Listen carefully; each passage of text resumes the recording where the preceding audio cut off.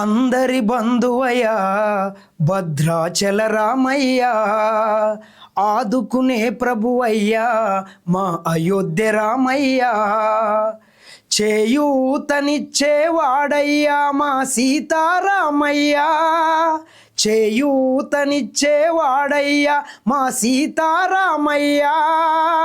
కోర్కెలు తీర్చేవాడయ్యా కోదండ రామయ్యా, అందరి బంధువయ్యా భద్రాచల రామయ్యా.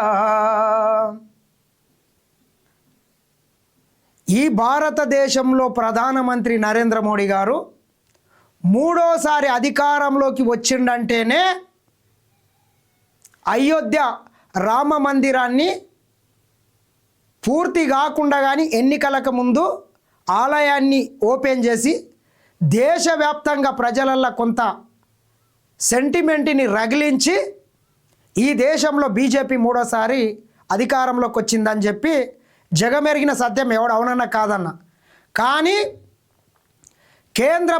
కేంద్రంలో ప్రధానమంత్రిగా నరేంద్ర మోడీ గారు వండుకుంటా ఎక్కడైతే ఉత్తరప్రదేశ్లో అయోధ్య రామ మందిరం ఉన్న దగ్గర బీజేపీ పార్టీ అధికారంలో ఉన్న ప్రదేశంలోనే అయోధ్య మందిరానికి సంబంధించినటువంటి హుండీని కోట్ల రూపాయలను అక్కడ సిబ్బంది దొంగతనం చేసిండ్రంటేనే వీళ్ళు ఏ పార్టీ హిందువులు, మరి వీళ్ళకి ఏ పార్టీ దేవుని మీద భక్తి ఉన్నదో దీన్ని బట్టి అర్థం చేసుకోవచ్చు. ఖచ్చితంగా ఎవడు అవునన్నా కాదన్నా దీనికి నైతిక బాధ్యత వహించాలి. మరి ప్రధానమంత్రి నరేంద్ర మోడీ గారు వహిస్తారా? అక్కడ ఉన్నటువంటి ఉత్తరప్రదేశ్ ముఖ్యమంత్రి యోగి ఆదిత్యనాథ్ గారు దానికి నైతిక బాధ్యత వహిస్తారా? చూడాల్సినటువంటి అవసరం అయితే ఉన్నది. కోట్లాది భక్తులు ప్రపంచవ్యాప్తంగా కొన్ని కోట్ల మంది భక్తులు ఆరాధ్య దైవంగా రాముణ్ణి అయితే మనం అందరం పూజిస్తాం. కులాలకు మతాలకు అతీతంగా కూడా రాముణ్ణి అందరూ వాడిగా తీసుకుంటారు. రాముడు అంటేనే ఆదర్శప్రాయుడు, అన్నదమ్ములకు ఆదర్శం, తండ్రి మాటను జవదాటనటువంటి గొప్ప మహోన్నతమైనటువంటి వ్యక్తిగా మనం కొలుస్తాం. అటువంటి కోట్ల మంది భక్తులు ఇచ్చినటువంటి విరాళాలనే కాజేస్తున్నారంటే వీళ్ళు ఏ పాటి భక్తులు? మరి వెనకడికో సామెత ఉండే, ఈ దొంగలంతా కలిసి గట్లు కాల్చుకున్నట్లు చిత్తం శివుని మీద భక్తి చెప్పుల మీద అన్నట్లు. మరి ఇటువంటి దొంగల్ని ఎందుకు ఆలయ ట్రస్టులా నియమించిండ్రో ఖచ్చితంగా బీజేపీ సర్కార్ అయితే సమాధానం చెప్పాల్సినటువంటి అవసరం ఖచ్చితంగా ఉన్నది. మనం చూసినాం పక్క రాష్ట్రంలో ఏదో తిరుపతి లడ్డూల చిన్న ఏదో కల్తీ జరిగిందని చెప్పి దేశవ్యాప్తంగా పెద్ద ఎత్తున ఉద్యమం చేసినారు. మరి ఇంత పవిత్రమైన ఆలయంలో కోట్ల మంది భక్తులు వాళ్ళు మొక్కుకొని విరాళాలు ఇస్తే ఆ విరాళాలను దొంగలు మొత్తం కాజేస్తే ఏమనాలో మనం చూడండి ఒక్కసారి. ప్రధానమైనటువంటి వార్తలు అన్నీ కూడా అవే ఉన్నాయి. కేవలం 40 రోజుల్లోనంట 70 సార్లు దొంగతనం చేసిండ్రంట ఈ దొంగనా కొడుకులు. అయోధ్య రామ మందిరంలో అత్యంత హై సెక్యూరిటీ ఉండేటటువంటి ప్రాంతంలో కూడా కేవలం 40 రోజులలో 70 సార్లు దొంగతనం చేసిండ్రంటే ఏ పార్టీ దొంగతనం చేసిండ్రో చూడండి. సీసీటీవీ కెమెరాలకు అడ్డంగా నిలబడి అయోధ్య విరాళాలను దోచిన నిందితులు ఇప్పటి వరకు 79.85 లక్షలను స్వాధీనం చేసుకున్న సిట్ ట్రస్ట్ ప్రధాన కార్యదర్శి పదవికి చంపత్ రాయ్ రాజీనామా చేసిండంట. రాజీనామా కాదు, బొక్కలేలే. ప్రధానమైనటువంటి ఆలయ ట్రస్ట్ కింద ఉండి ఇంత జరుగుతుంటే నీకు తెలియకుండా అయితే ఏం జరగదు కదా.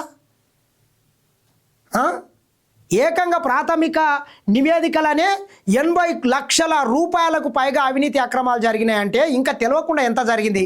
ఇదంతా ఎట్లా బయటకు వచ్చిందా అంటే ఆలయంలో పనిచేసేటటువంటి మొత్తం కాంట్రాక్ట్ బేస్ ఉద్యోగుల దగ్గర ఒక్కొక్కరి దగ్గర వాళ్ళ జీతాలు నెలకు 20-25 వేలు ఉంటే ఒక్కొక్కరి దగ్గర కోట్ల రూపాయల ఆస్తులు, అంతస్తులు, భవనాలు, ఇండ్లు కట్టుకొని డౌట్ వచ్చిందంట చాలామందికి. ఎక్కడికి వెళ్ళి వచ్చినాయి ఇళ్లకు?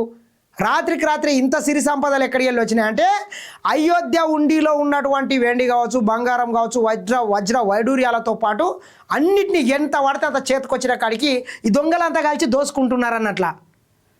అయ్యగారు రాజీనామా చేసిండ్రంట చంపత్ రాయ్. ఇక మరి యోగి ఏం చేస్తున్నాడు? ఎంతటి వారినైనా వదలనని చెప్తున్నాడు. యోగి ఆదిత్యనాథ్ గారు మీ చేతగానితనం వల్ల ఈ రకంగా జరిగింది, బరాబర్ చెప్తున్నాం. అయోధ్య విరాళాల దుర్వినియోగం కేసులో విస్మరించే వాస్తవాలు వెలుగులోకి వస్తున్నాయి. రాముడికి భక్తులు సమర్పించిన విరాళాలను దోచుకోవడానికి నిందితులు పలు అక్రమ మార్గాలు అనుసరించినట్లు ప్రత్యేక దర్యాప్తు బృందం సిట్ విచారణలో వెల్లడైంది. ఆలయంలో పలుమార్లు దొంగతనాలు జరిగాయి. రహస్య కెమెరాల నుంచి వారం రోజుల ఫుటేజ్ని పరిశీలించగా సిబ్బందిలో ఒకరు సీసీటీవీ కెమెరాకు అడ్డంగా నిలబడటం, సహచరులు నగదును దుస్తుల్లో దాచుకొని రహస్యంగా తరలించడం కనిపించింది. దొంగిలించిన నగదును ఆలయ ప్రాంగణంలోని స్నానాల గదిలో దాచి అనువైన సమయంలో బయటకు తీసుకెళ్లేవారు. అలాగే కాకుండా నగదును బ్యాంకుకు తరలించేటప్పుడు డబ్బు కట్టల నుంచి కొన్ని నోట్లను పక్కదారి పట్టించారు. ఈ ఏడాది ఏప్రిల్ 27 నుంచి జూన్ 5 మధ్య 40 రోజుల్లో దాదాపు 70 దొంగతనాలు జరిగాయి. ఈ కేసులో మొత్తం 79.85 లక్షలను స్వాధీనం చేసుకున్నట్లు సిట్ వెల్లడించింది. పలువురు బ్యాంకు అధికారులు, ప్రభుత్వ ఉద్యోగుల పేర్లు కూడా దర్యాప్తులో వెలుగులోకి వచ్చాయి. భక్తుల విరాళాల పెట్టెలో ఉంచిన ఆభరణాలను కూడా నిందితులు దొంగిలించారు. వీటిలో బాలరాముడి విగ్రహం కోసం చెవి పోగులు, ముక్కు పుడకలు, గాజులు, కాలిగజ్జలు ఉన్నాయి. ఈ కేసులో మరో కీలక పరిణామం చోటు చేసుకుంది. శ్రీరామ జన్మభూమి తీర్థ క్షేత్ర ట్రస్ట్ ప్రధాన కార్యదర్శి చంపత్ రాయ్ తన పదవికి రాజీనామా చేశారు. తన మాజీ డ్రైవర్ రామ్ శంకర్ యాదవ్ అరెస్టుకు నైతిక బాధ్యత వహిస్తూ రాజీనామా చేసినట్లు ఆయన తెలిపారు. ట్రస్టుకు చెందిన మరో సభ్యుడు అనిల్ మిశ్రా కూడా తన బాధ్యతల నుంచి వైదొలిగారు. అయోధ్య విరాళాల దుర్వినియోగం కేసులో ఇప్పటికే 8 మంది అరెస్ట్ అయిన విషయం తెలిసిందే. వీరిలో చంపత్ డ్రైవర్తో పాటు నగదు లెక్కింపు విభాగాధిపతి ఓ విశ్రాంత బ్యాంకు అధికారి ఉన్నారు. స్థానిక కోర్టు వీరికి శుక్రవారం 3 రోజుల పాటు జ్యుడిషియల్ కస్టడీ విధించిందంట. ఎట్లున్నా చూడండి, మొత్తం పెద్ద తలకాయలు అయ్యే జాయిర్ అన్నట్లు దేవుని మీద కూడా నమ్మకం లేకుండా ఉన్నారు ఈ దొంగలంతా కలిసి. ఏమంటున్నాడు యోగి ఆదిత్యనాథ్ గారు? అయోధ్య కేసులో దోషులుగా తేలితే ఎంతటి వారినైనా వదిలేది లేదని యూపీ ముఖ్యమంత్రి యోగి ఆదిత్యనాథ్ పునరుద్ఘాటించారు. కాగా కీలక వ్యక్తులను కాపాడడానికే సిట్ను ఏర్పాటు చేశారని ఆమ్ ఆద్మీ పార్టీ జాతీయ కన్వీనర్ అరవింద్ కేజ్రీవాల్ ఆరోపించారు. ఈ కేసులో సంబంధం ఉన్న వారిని సామాజికంగా బహిష్కరించాలని పిలుపునిస్తూ దీన్ని ధర్మయుద్ధంగా ఆయన అభివర్ణించారు.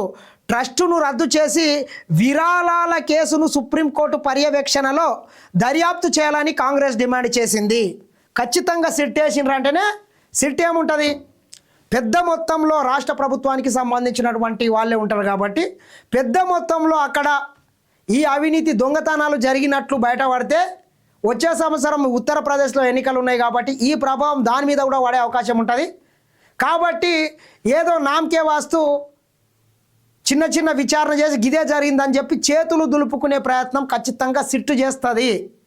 కాబట్టి ఖచ్చితంగా సుప్రీంకోర్టు మాజీ రిటైర్డ్ ఎవరైనా విశ్రాంత న్యాయమూర్తి ఉంటే వాళ్ళతోని ప్రత్యేక దర్యాప్తు చేయాలి, లేకపోతే సిబిఐకి ఇచ్చి దర్యాప్తు చేస్తేనే సరైనటువంటి న్యాయం జరుగుతుంది. కోట్లాది మంది భక్తులు ఎంతో భక్తి శ్రద్ధలతోని అయోధ్య రాముల వారికి కానుకలు ఉండిలా వేస్తే ఉండినే దొంగతనం చేస్తున్నారంటే ఎంత బరి తెగించారు చూడండి. బరి తెగించిన కోడే అంట బజార్లో గుడి పెట్టిందంట, అట్లున్నది ఈ దొంగలది అంతా కలిసి. మరి నరేంద్ర మోడీ గారు ఏం సమాధానం చెప్తారో చూడాల్సినటువంటి అవసరం అయితే ఖచ్చితంగా ఉన్నది. ఏది ఏమైనా ఇది మాత్రం అత్యంత దౌర్భాగ్యమైనటువంటి పరిస్థితిలో ఉన్నామని మాత్రం చెప్పొచ్చు. చూద్దాం మరి ఏం